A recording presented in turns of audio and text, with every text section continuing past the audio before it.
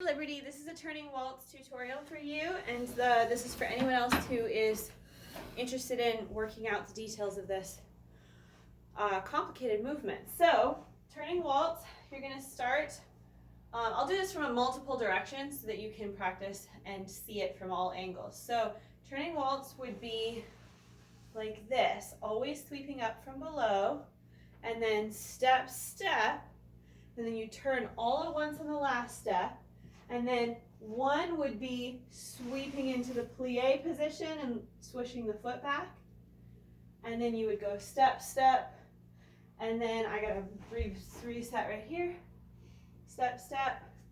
And then it's sliding through again, okay? So you got to make sure that you work on this in different sections.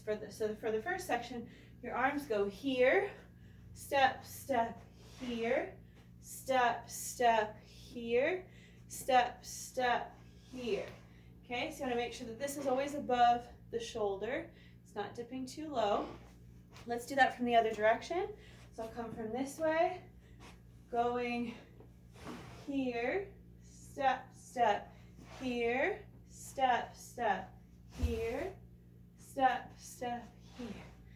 Okay? Once you get the arms in place, then you want to just make sure you're using your turnout throughout. So let me do the turnout from this direction. So we're going here, step, step, here, step, step, here, step, step, here. Good. So you'll notice there's a very wave-like up and down to this movement.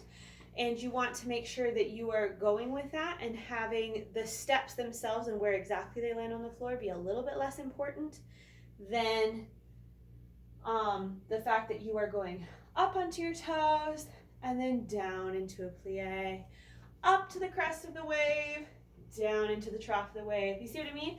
So if you think of it like waves, hopefully that will help you feel like you're getting that rhythm down. Thanks.